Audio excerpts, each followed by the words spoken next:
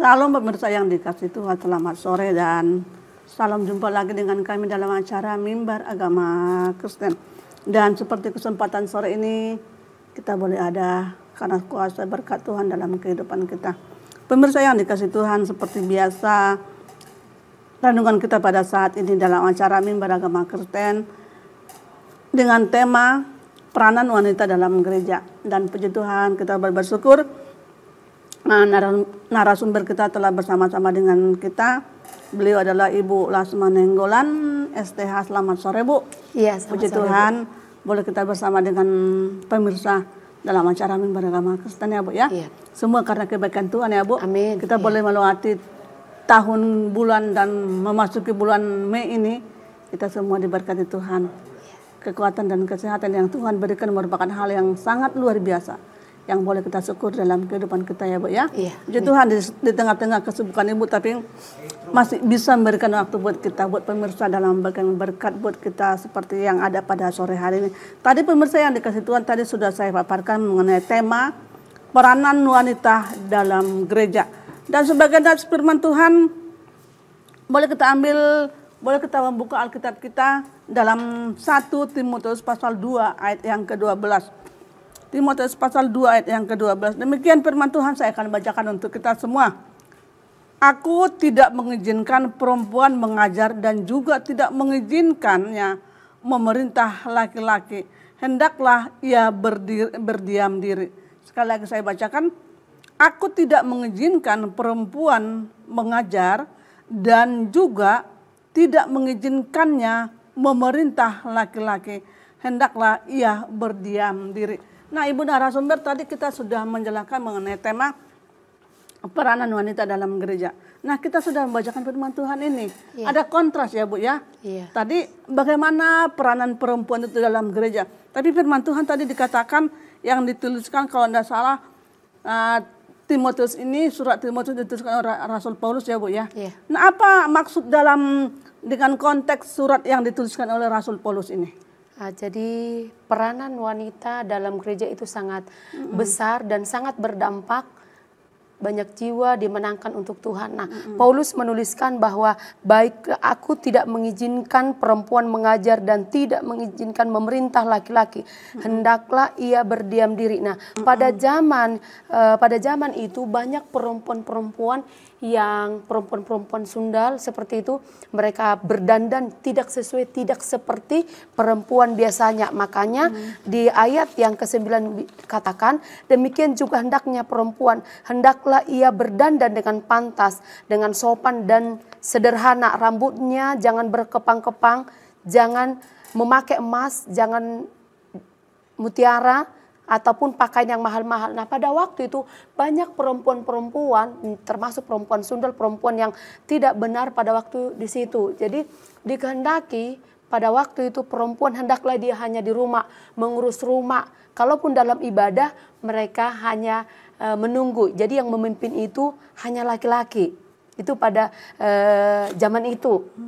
Tapi Paulus juga mengatakan bahwa baik Yahudi, baik Yunani itu sama dikatakan. Jadi dalam konteks ini biarlah hanya laki-laki yang memimpin. Karena belum pantas. Gitu ya? Karena waktu itu belum pantas. Jadi mereka melihat bahwa pada waktu itu banyak perempuan yang hanya ngomong, asal ngomong seperti, tapi tidak sesuai dengan mereka seperti itu. Sehingga banyak laki-laki merasa tidak pantas untuk dipimpin oleh seorang perempuan yang pada waktu itu. Seperti itu. Berarti dalam 1 Timotius 2 ayat 12 tadi yang sudah kita bacakan, ada alasan Rasul Paulus ya. Iya. Kenapa Rasul Paulus menuliskan surat itu ya, Bu ya? Iya, ada alasannya. Ada alasan tertentu mungkin ya. Tadi masalah tempat Ibu budaya. singgung karena dikaitkan dengan budaya, karena dikaitkan juga pada saat banyak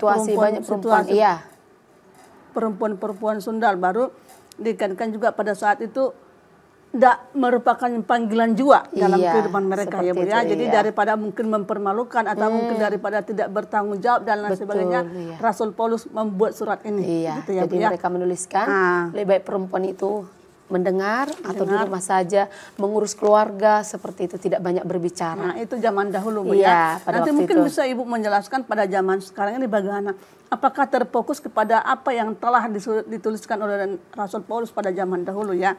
Nah, mungkin itu tadi Ibu sudah menjelaskan peran wanita perempuan pada saat itu karena ada alasan, ya, tidak malah terpanggil mungkin, atau mungkin tidak ada persiapan pada zaman dahulu, atau mungkin banyak perempuan-perempuan sundal pada zaman dahulu yang tidak bisa untuk melayani. Itu tadi Bu bilang. Nah, sekarang mengapa sih posisi perempuan itu selalu menjadi masalah di gereja ketika mungkin dikaitkan dengan kepemimpinan, ataupun mungkin jangankan di gereja, mungkin kita melihat juga di pemerintahan juga. Iya. Ada dua sisi mungkin.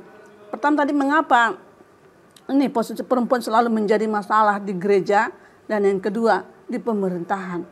Apakah seperti di gereja terfokus kepada apa yang dituliskan oleh Rasul Paulus seperti itu?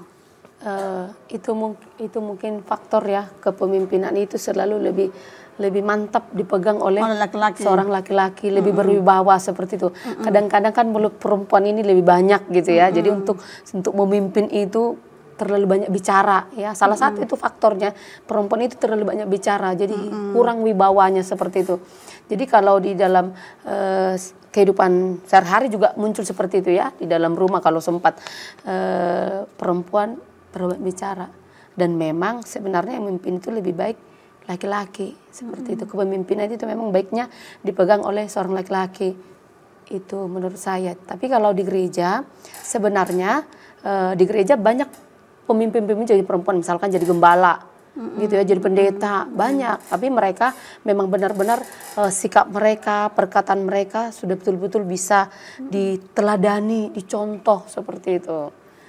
Iya, tapi kan kalau kita melihat dari munculnya perjuangan Ibu Kartini, ya, membangkitkan peranan wanita itu sendiri baik dalam rumah tangga, gereja, organisasi, pemerintahan dan lain sebagainya. Ini mungkin mengatakan kepada kita, ini loh perempuan-perempuan yang siap juga seperti Anda yang laki-laki, bisa sama-sama dipergunakan, dipakai, difungsikan sama. Ada mungkin yang hebat, yang pintar, ya Bu ya. Itu perempuan sekarang. Tapi nanti kita akan lanjut setelah yang berikut ini.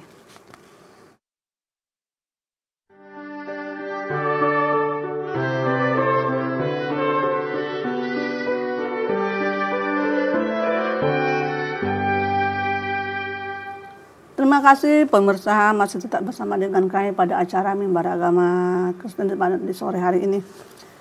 Tadi kita sudah berbicara mengenai posisi perempuan, fungsi perempuan. Kalau kita lihat tadi dari firman Tuhan tadi ya Bu ya, ada larangan setelahnya. Tapi nyatanya sekarang ini kita sudah tidak lagi hal yang seperti itu yang kita ikutkan, melibatkan dalam kehidupan kita. Karena apa? Itu mungkin ada alasan tertentu dulu dibuat oleh Rasul Paulus ya. Karena tadi Ibu sudah menjelaskan ada lain hal dan sebagainya. Nah sekarang kalau kita mungkin boleh menilai, tadi peranan wanita itu sangat penting dan sangat penting dalam kehidupan keluarga, pemerintah, dan gereja. Kita ambil dari sisi gerejanya Bu. Nah sekarang peran apa saja dalam pelayanan Kristen yang dapat dilakukan oleh kaum wanita? Mungkin dalam pelayanan di gereja, di lingkungan, dan di mana pun mungkin dia berada. Apa sih peran yang bisa dilakukan oleh perempuan itu? Oke.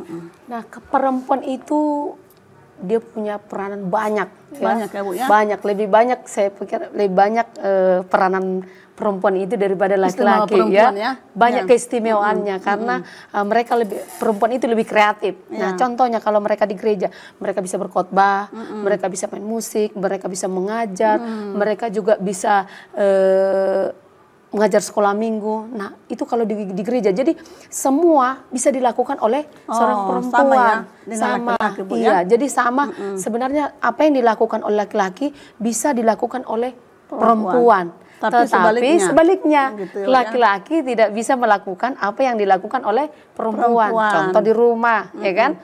Apa yang nggak bisa dilakukan? Ya, apa yang nggak bisa dilakukan oleh seorang perempuan?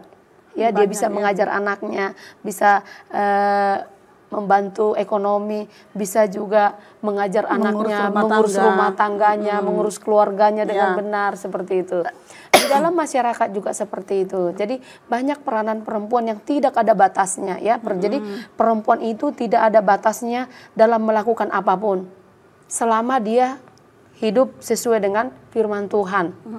Seperti itu. Jadi tidak ada batasannya, apapun bisa dilakukan. Jadi sekarang jadi pemimpin itu perempuan keren kok. Nggak ada batasannya. Jadi kalau zaman-zaman dulu kan terlalu banyak ngomong. Sekarang kan banyak perempuan yang udah bisa tahu dia berbicaranya kapan, tahu dia kapan harus bicara, kapan tidak bicara. Itu sekarang dilakukan oleh perempuan. Maka banyak perempuan yang muncul menjadi orang-orang hebat, orang-orang keren gitu.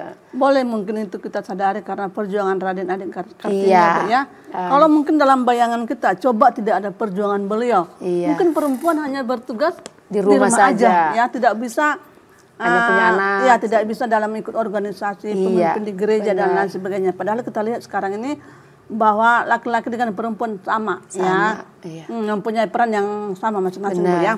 Nah, itu tadi. Berarti tadi yang Ibu jelaskan peranan perempuan di gereja itu banyak sekali. Banyak. Semua bisa dikerjakan. Tapi semua bisa dilakukan. Sebaliknya laki-laki belum tentu bisa kurang melakukannya. kesabaran. Iya. Kalau bisa kita katakan kurang kesabaran. Perempuan itu lebih kreatif. Ya, kita mungkin ambil contohnya, Ibu, ya, bagaimana peran perempuan ini membina, mengajar di sekolah minggu. Karena ini perannya dalam gereja, ya. Benar. Coba mungkin Ibu jelaskan, kalau perempuan diperhadapkan membina anak sekolah minggu, adakah sama kesabarannya dengan laki-laki? Itu sangat berbeda, ya, sangat berbeda karena laki-laki kesabarannya kan lebih rendah dibanding perempuan. Kalau perempuan itu kan mau yang bagaimana gitu, sabar. Contohnya lah ya, kalau guru sekolah minggu mungkin satu laki-laki, perempuan itu bisa banding sampai 100. Gitu ya, kalau guru sekolah minggu, ya, jarang kan. Paling kalau ada guru sekolah minggu dia laki-laki, paling dia main musik. Itulah perbedaannya, sangat berbeda, ya. Seperti lebih itu. Kuat kesempatan pelayanan bagi perempuan dalam karena dia pakai itu perasaannya, lebih dalam perasaannya, seperti itu, menyentuh setiap anak-anak, gitu. Karena lebih mungkin mereka perempuan ini yang lebih dekat mungkin kepada anak-anak kalau dalam gereja, ya, Bu, ya. Nah, ini tadi saya sudah mendengarkan bahwa peran perempuan ini tidak hanya 1, 2, 3, ya. Apa saja. Jadi gereja tadi Ibu bilang bisa berkhotbah, mengajar, melayani, semuanya bisa dilakukan. Melatih kor, ada tidak perempuan melatih kor? Bisa, ya, Bu, ya. Dan jadi, banyak. Tidak terbatas, toh? Tidak terbatas. Nah, berbahagialah mungkin kita sebagai orang perempuan yang pada saat ini, ya, kasih kesempatan buat kita. Kalau kita melihat pada zaman sekarang ini banyak kok perempuan Kristen yang di luar sana, wanita-wanita Kristen di luar sana yang tidak aktif melakukan perannya ini. Talenta mungkin mereka ada talenta, tapi mereka tidak mau menerapkan, membagi talenta yang mereka miliki. Bagaimana dengan itu, Bu? Iya, banyak perempuan tidak menyadari bahwa dirinya hebat. Banyak perempuan merasa bahwa dirinya nggak berfungsi. Banyak juga perempuan yang tidak menyadari bahwa di dalam dirinya ada sesuatu yang bisa dibagikan buat orang lain. Banyak perempuan seperti itu, sehingga dia merasa bahwa aku nggak bisa melakukan apa-apa. Lalu yang kedua, aku nggak peduli dengan itu. Seperti itu. Jadi ketidakpeduliannya, ketidakmengertiannya bahwa dirinya itu ada talenta, ada kemampuan yang harus dibagikan buat orang lain. Banyak perempuan di luar yang tidak peduli soal pelayanan. Tapi banyak juga perempuan dia tidak, sebenarnya punya keterbatasan, tapi dia keluar dari dirinya, dia mendobrak dirinya bahwa nih aku bisa melakukan, aku bisa berdampak, aku punya ilmu yang bisa kebagikan, aku bisa menolong orang lain, seperti itu. Banyak perempuan yang seperti itu, banyak perempuan yang nggak peduli, banyak juga perempuan yang keluar dari dirinya, seperti itu. Jadi kita boleh menilai mungkin yang ada kemauan, belum tentu mereka dari latar belakang yang hebat, ya, Bu, ya. Betul. Belum tentu latar belakang yang hebat, tapi mereka ini mungkin perlu mau berbagi, pengasahan, belajar ya. Terus. Nah, bagaimana cara belajar mereka ini supaya bisa memiliki kemampuan yang mungkin difungsikanlah kemampuan mereka ini dalam suatu organisasi atau mungkin dalam satu gereja? Iya. Apakah mereka harus belajar mulai dari nol atau bagaimana, Mbak? Atau mungkin belajar dari hal segi melihat orang atau bagaimana? Jadi seharusnya gereja punya peranan di sini, ya, peranan gereja untuk mencari mereka yang belum menemukan apa sebenarnya kemampuan mereka. Jadi gereja nggak bisa hanya sekedar mendidik, tapi mereka melihat, oh ini si A ini dia punya kemampuan. Jadi mereka berusaha untuk mencari kemampuan-kemampuan, dan mereka yang mungkin belum nampak kemampuannya, mereka bilang kamu bisa, kamu hebat, ayo keluarkan kemampuanmu, seperti itu. Dan perempuan seharusnya dia masuk komunitas. Misalkan nih masuk komunitas wanita bijak seperti itu, masuk di komunitas, dan di komunitas itulah dia belajar, dan nanti dia akan menyadari, oh bahwa saya ini punya kemampuan, ternyata saya ini berarti berharga, oh saya punya fungsi seperti ini gitu. Dan mereka nanti akan belajar, penasaran terus, oh saya ini rupanya saya bisa, saya berdampak, saya punya fungsi gitu. Gitu. Jadi gereja harus benar-benar merekrut, atau gereja harus membuat suatu wadah di mana ada kumpulan wanita, karena wanita itu jadi perempuan atau jadi seorang ibu ya, seorang ibu itu nggak mudah loh. Itu peranan seorang ibu, seorang istri itu nggak mudah. Jadi istri, jadi ibu itu bukan pekerjaan yang mudah, itu pekerjaan yang lumayan ya. Tapi buat mereka yang betul-betul masuk dalam wadah itu menjadi sesuatu pekerjaan yang asik. Karena apa, di dalamnya dia melayani. Waktu dia melakukan pekerjaan di rumah, yang ada dalam hatinya, aku melakukan seperti untuk Tuhan. Waktu dia berada di dalam pelayanan, aku melakukan seperti untuk Tuhan. Waktu dia di lingkungan, aku melakukan seperti untuk Tuhan. Jadi waktu dia melakukan pelayanan itu, waktu dia melakukan sesuatu, dia happy, dia bahagia melakukannya. Nah mereka harus ada di satu wadah yang tepat. Jadi perempuan kalau hanya di rumah, nggak bikin apa-apa, pasti bawaannya galau. Bahkan ilmu yang dia punya atau kemampuan yang dia punya, dia tertutup. Seperti itu. Itulah perempuan. Jadi banyak ya, banyak peranan kita sebagai perempuan di dalam gereja. Seperti itu. Tadi Ibu menjelaskan perempuan itu juga bisa diasah. Bisa. Ada peran dari gereja itu sendiri. Iya, ya. betul. Nah kalau ada peran, kalau tidak ada peran dari gereja itu bagaimana nanti jadinya perempuan ini? Apakah mereka yang tadi mempunyai talenta, kemampuan, karena tidak ada peran dari gereja, suruhan dari gereja, ajakan dari gereja, bagaimana nanti jadinya mereka ini? Itulah yang seringkali membuat kenapa di dalam keluarga terjadi berantakan, kenapa terjadi kekurangan dalam rumah tangga. Itu kan karena peranan perempuan yang tidak memaksimalkan. Contoh nih, perempuan kan manajemen keuangan, ada hubungannya kan. Jadi kalau ada wadah perempuan, bisa dia melayani juga bisa, mengelola keuangannya bisa, menghasilkan duit juga bisa. Siapa yang melakukannya? Gereja. Gereja yang harus membina para perempuan, para istri, para ibu. Itu peranan gereja ya. Makanya gereja, wanita, perempuan punya peranan besar di gereja, termasuk tadi mencari orang-orang yang belum punya, yang belum menyadari dia punya kemampuan. Dia punya talenta tapi tidak dikeluarkan, tidak dibagikan talenta yang dia miliki ya. Jadi tertutup ya Bu ya. Jadi sangat seru nih tadi Ibu bilang banyak sekali peran perempuan itu. Baik tadi Ibu jelaskan dalam gereja, dalam rumah tangga ya. Kalau perempuan dalam keluarga ribet saya rasa Bu ya. Ribet banget. Sudah bangun pagi, menyiapkan ini dan sebagainya. Inilah peran yang mungkin yang sering setiap saat kita ambil alih dalam kehidupan kita. Nah kalau perempuan dalam hal ini tidak hati-hati, tidak waspada, ini mungkin sering terjadi keributan dalam rumah tangga ya. Jenuh. Karena tadi Ibu bilang rumah tangga itu ada sangat perempuan yang sangat mempunyai peran. Betul. Ya. Jadi konteksnya sekarang ini, jadilah kita perempuan yang berkenan di hadapan Tuhan, yang siap melayani Tuhan ya Bu ya. Nah mungkin ini sebagai yang terakhir dalam pembahasan kita saat ini mengenai perempuan. Apakah laki-laki dan perempuan memiliki peranan yang sama, baik mungkin dalam gereja itu sendiri, dalam rumah tangga gitu ya. Karena kita tahu di rumah tangga ini banyak sekali peran perempuan yang tidak bisa dilakukan oleh laki-laki. Sedangkan peran laki-laki mencari nafkah, nah perempuan juga bisa melakukan itu. Nah, apakah peran ini sama? Dan mungkin bagaimana peran ini bisa mereka sesuaikan antara suami dan istri, antara perempuan dan laki-laki untuk mencapai keluarga mungkin yang harmonis, yang baik, seperti itu. Jadi peranan laki-laki dan perempuan itu sama, ya. Jadi sama seperti itu, tergantung kesepakatan. Itu tergantung kesepakatan suami dan istri. Contoh di rumah baik dalam mengerjakan pekerjaan di rumah, itu tinggal kita bagi. Kamu ini, kamu ini. Intinya sama-sama mereka, pokoknya tujuannya kita semuanya untuk kemuliaan Tuhan. Berarti tidak salah dong kalau laki-laki itu setia membantu istri ya. Iya, seharusnya. Tidak salah ya. Iya. Itu namanya sama-sama mengerjakan ya.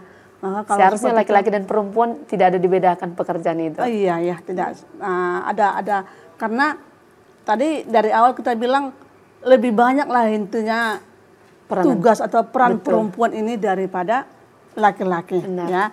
Kalau kita lihat perempuan bisa melahirkan, laki-laki tidak bisa. Ya gitu ya. Jadi lebih berharga, lebih banyak peran yang dimiliki oleh seorang perempuan.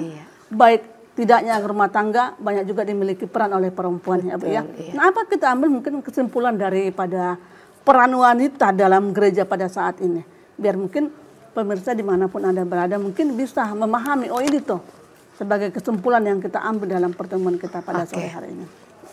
Jadi laki-laki dan perempuan itu sama diciptakan Tuhan ya.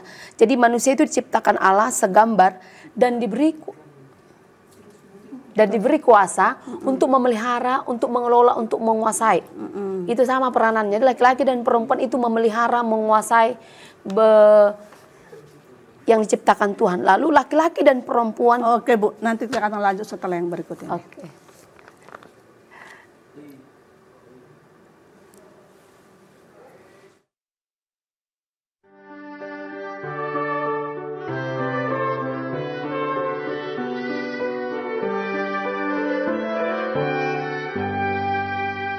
Ya, terima kasih pemirsa masih tetap bersama kami dalam acara Mimbar Agama Kristen pada sore hari ini. Nah, Ibu tadi sebagai kesimpulan kita sudah ambil satu, laki-laki dan perempuan tadi sama diciptakan oleh Tuhan. Dan yang berikut? Nah, laki-laki dan perempuan diberikan Tuhan kuasa untuk menguasai, memelihara, mengembangkan semua ciptaan Tuhan dan kepercayaan Tuhan dalam kehidupan kita. Lalu yang terakhir bahwa perempuan tidak punya batas dalam kepemimpinan apapun yang dilakukan.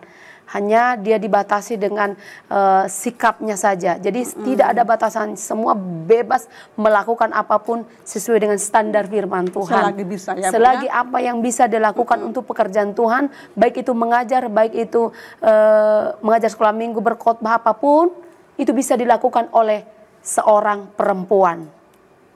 Oke, ya baik. Terima kasih Bu.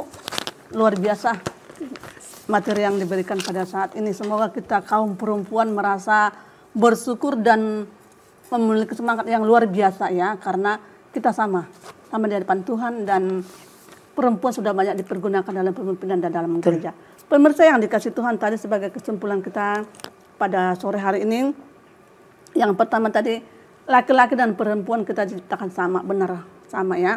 Yang kedua dikatakan laki-laki dan perempuan memiliki perbedaan hanya perbedaan dalam gender, jenis status ya, jenis kamu laki-laki, aku perempuan. Kalau mengenai kepemimpinan, kemampuan dan kemauan ada persamaan. Dan yang ketiga dikatakan perempuan tidak ada batas dalam memimpin dalam gereja, baik mungkin dalam rumah tangga, gereja dan pemerintahan, tidak ada batas. Yang penting sanggup dan bisa Ibu ya. Oke pemirsa yang dikasih Tuhan, sampai di sini pertemuan kita pada sore hari ini. Kami mengucapkan terima kasih atas perhatian pemirsa. Salam, Tuhan Yesus memberkati.